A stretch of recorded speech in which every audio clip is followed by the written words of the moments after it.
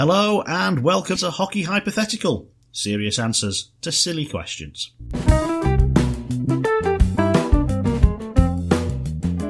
Each episode we'll be taking preposterous scenarios that we've made up from the world of hockey and trying to produce genuine responses to the what-if questions. My name is Jonathan Fernley, I'm here with Stephen Dowson, and Douse, here's our first Hockey Hypothetical. Let's say you're in charge of a new team, new franchise. Yep. You can obviously give that team its name, its nickname. Yep. What are the best nicknames for sports teams that are underused?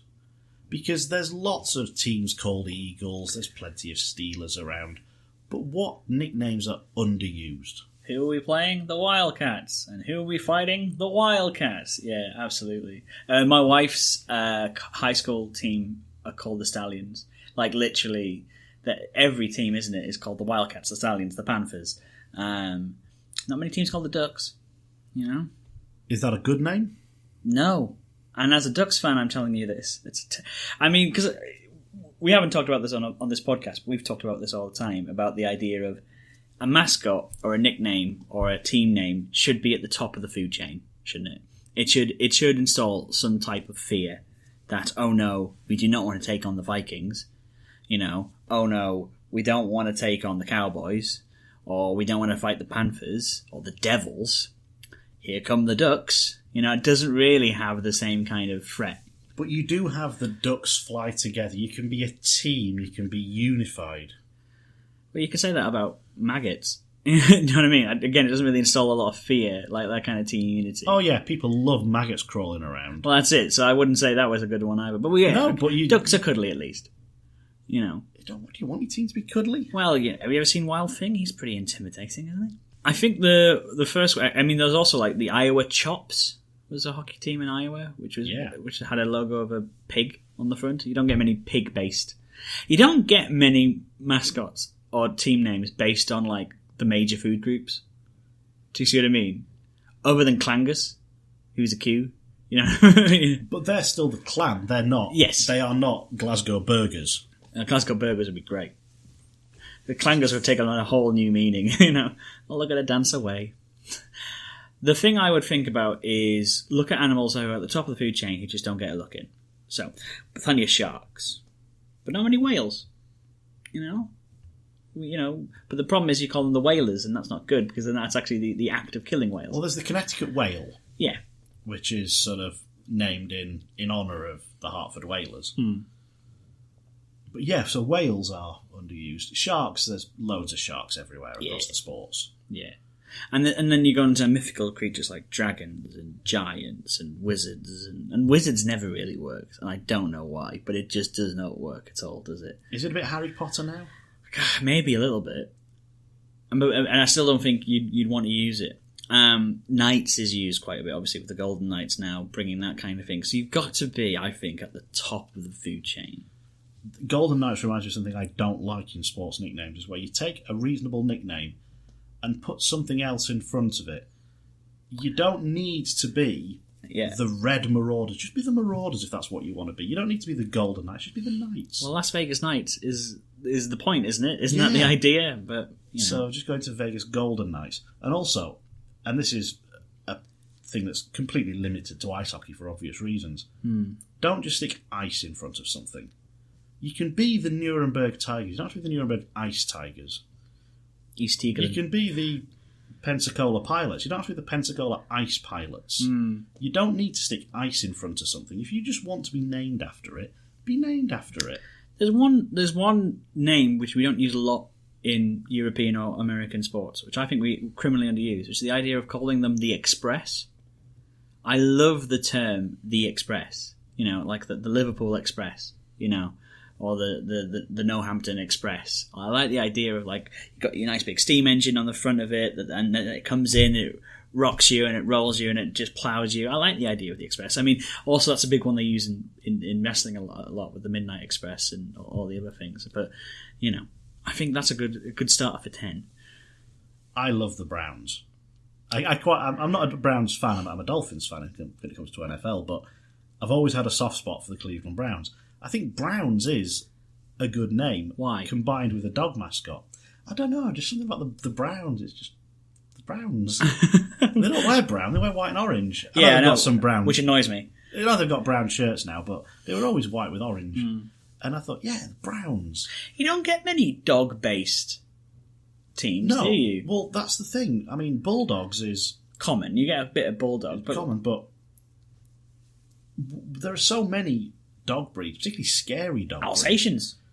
Exactly. There aren't many Rottweilers. Thing is, both of those words, Alsatian and Rottweiler, aren't very good to chant.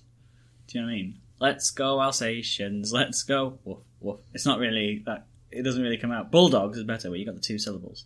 You're laughing, you know. Shih Tzus, not so great, you know, for obvious reasons. But you can come up with a good logo for an angry dog. Oh yeah, a big snarling angry dog. Yeah. What about the mutts then? You know, the idea of a crossbreed mutt, kind of down and dirty kind of dog. You know. Sort of. I just don't think Mutt is a great name. No. It's a shame, because I like that idea, though, the idea of this kind of, like, crossbreed of all these dogs. Are you happy with royalty in team names? No, because you either are a king, and that's about it, really. You can be jesters or the princes, but then I don't like that. If you're the princes, you're not as good as the kings. You're not as good as the kings, exactly. You know what I mean? So if you're going to be royalty, be the kings, and then I think the kings are overused. The best name in terms of like authority figures you could use has been taken by the worst team in sports. So the Presidents are the team that the Harlem Globetrotters always play. That's the team. I thought that was the Washington Generals. Oh, is it the Washington Generals? Okay, so there's the other example then. Military ranks. You take military ranks. So yeah, the best one you could take is the Generals, and that's taken up by the team that gets beaten all the time by the Harlem Globetrotters. You don't hear many teams called the Presidents. You do have the Senators. Yeah, I don't think governmental positions are great. Yeah, the Los Angeles Ministry isn't getting a lot of fans coming to their games, are they? Do you know what I mean? I think governmental positions. When you're picking a good team name, it should have some relevance to the city or the region that you are from. And in that sense, Sheffield makes sense to be the Steelers. We have a steel industry. I tell you what's the Giants is perfect for the Giants causeway. Yeah, you've got to look at your history and try and make a connection. So it's really hard to say, well, actually, there's loads of teams called the Giants, there's loads of Steelers, we shouldn't go with that. When a name fits as perfectly as those two, you kind of have to go with it. But when you've got a bit more of a blank slate, it's a real shame to be not very creative with it. Elements comes in all the time, don't you? You have the thunder, you have the storm, you have the flames, you know. But you never get blizzards. You don't get many blizzards. You get a couple of typhoons. Obviously, you got the hurricanes now. I really like the hurricanes. Do you see what I mean? But I think there could be a lot more use of, like, kind of almost natural, like the quakes. Yeah. Don't get many earthquakes. But then you're going to struggle to be an earthquake if you're a UK-based team. We don't have earthquakes. We don't have many panthers either, but that hasn't stopped people. No, but we do have weather. So all the weather-based teams over here, that makes perfect sense. Well, Manchester as a storm, terrific. Rains all the time in the northwest will be the storm. What about the tsunami? The Brighton tsunami. When was the last tsunami hit the south coast? There's time, mate. Climate change is on the way. But again, when was the last time a devil was spotted in Cardiff? But the devil is in all of us, if you want to go on to that's true. Religious side of things. So there's that sort of... But there's still a little bit of trying to come up with something that is appropriate, but just kind of forcing it too much. It needs to seem natural. Whenever they have naming contests for new franchises, they've started getting a bit silly now because, minor league baseball, let's just be silly. Let's stand out for being daft. Yeah. You know, they're not taking it seriously anymore. And baseball, you don't need to have an intimidating name. No. You're not trying to psych anybody out before the game. It's just, that's not how that sport works. So you tend to get less repetition of names. That's true. In that sport. Yeah. In hockey, there is still an intimidation factor. Yeah, you have the Syracuse Crunch, don't you, in Canadian hockey, and then you have the Hershey Bears in American hockey, but that's based on their sponsors as well, you know, so they have to have that kind of mascot in their team name, you know. Well, there's one that's underused. Go on. Fighters. That is very true. Well, the Warriors even. Warriors is good. You don't get a lot of warriors, you don't get a lot of fighters. But fighters can be as noble or as car park as you want it to be for your team. The only fighters that I'm really aware of is the Hokkaido Nippon Ham fighters. And obviously Nippon Ham fighters is just the Nottingham Panthers. That's fantastic. Isn't it? Yeah. I mean, it's Nippon Ham, but it's Nottingham. But fighters as an you hear it, I think people love fighting in hockey. Why not more fighters? That is a hockey-appropriate name that's underused. There are 3 names I've heard recently, and they're all Sheffield-based, which I've really enjoyed hearing. And it's all like youth hockey who've used them. So the Sheffield Shadows are the women's hockey team. I think the Shadows is a great name because that's all you're chasing. All you're chasing is shadows. I really like that. The young team is called the Sheffield Samurai. And I think samurai and ninja isn't used enough. You know, the kind of the ancient martial arts people who come in like Moidia. And if you can have the clan, you know, surely you can have ninjas, you know, or the catapults or the cannons, you know, things like that. Things that really kind of like really scare the crap out of you as kind of ideas. And isn't there the Lake Erie Monsters? Yeah, Monsters is a terrific one. Yeah, Lake Erie Monsters. I mean, are dinosaur names underused? There's Toronto Raptors, which came right in the middle of the Jurassic Park. Yeah, that's where they were discovered, though. Raptors. I think they were first discovered in Canada. That's why they have that tedious link. Again, it's that regional appropriate. Yeah, but also there's not many. Raptor is the only decent dinosaur name. All of the dinosaurs wouldn't work after a team name. So, welcome the London T-Rexes, or the London Stegosauruses. London Rex?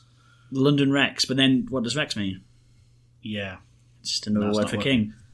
The best team name belongs to the Arkansas School for the Deaf. Okay. Because they're a deaf school, and they're in Arkansas, and they needed a nickname. So why wouldn't you be the Arkansas School for the Deaf Leopards? Leopards, brilliant. What a great underused sporting animal. That is outstanding. And then you're also the deaf leopards. That is outstanding. So, leopards is underused. Massively. Cheetahs isn't because there are sporting connotations to being a cheetah. Yes. So, are there enough elephants? There aren't. I mean, globally there aren't enough elephants. Well, it's also true. But going on sort of across the Serengeti then, there's plenty of lions, you're getting lots of those. Elephants have only been scary for a very short period of time when they were used as a war machine. So you could call yourself the war elephants, but that's a mouthful and a half, isn't it? War elephants. No, then you're just becoming the ice tigers, aren't you? Yeah, exactly. You could call yourself the Shermans. I'm surprised that not many American teams call themselves named after tanks. Or pieces of artillery. The howitzers.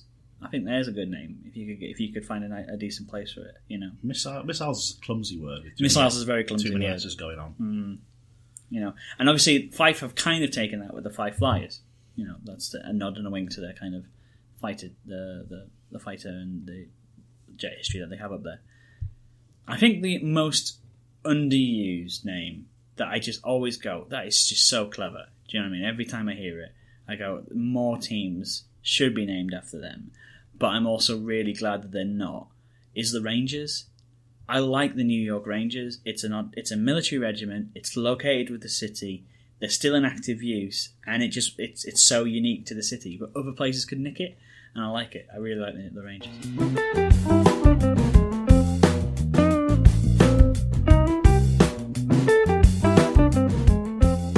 Right, my hypothetical. I'm going to change a rule on you. You can pull the goalie, like you normally can, at the final minute, final 90 seconds, final 30 seconds of the game. Here's the new rule, though. You can't put him back in afterwards. Do you still do it? So if we score and equalise... Yes. You can't go back in for the rest of the game and can't go back in for overtime? No. Okay. Wow, that's a good rule change. Yeah, thank you. The answer is, I think, my first thought is yes, you have to pull him, because if you don't, you're going to lose the game. You are pulling your netminder as a final act of desperation. You've done everything else you can. The only thing we can do now is risk giving up a certain goal at the other end. So if you are trailing by a goal with a minute to play, yes, you're still going to do it, because if you score, you've only got to maybe survive for another 20 seconds, maybe, without a goalie to get yourself a point. That's all you're going to be getting because